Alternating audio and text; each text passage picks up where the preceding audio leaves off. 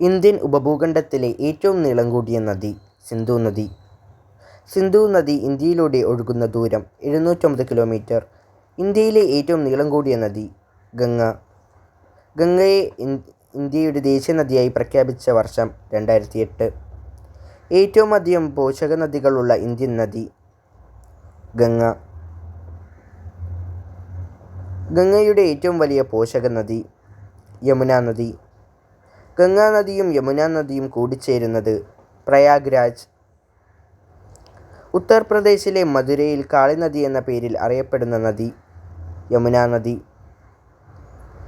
ബ്രഹ്മ താഴ്വരയിലൂടെ ഒഴുകുന്ന ഇന്ത്യയിലെ ഏക നദി നർമ്മദ. പടിഞ്ഞാറോട്ട് ഒഴുകുന്ന ഏറ്റവും വലിയ ഉപദ്വീപീയ ഇന്ത്യൻ നദി നർമ്മദ. അറബിക്കടലിൽ പതിക്കുന്ന ഒരേയൊരു ഹിമാലയൻ നദി സിന്ധു നദി. ലൗഹിത്യ എന്ന പ്രാചീന നാമം ഉണ്ടായിരുന്ന നദി ബ്രഹ്മപുത്ര. പ്രാചീന കാലത്തെ രേവ എന്നറിയപ്പെടുന്ന നദി നർമ്മദ.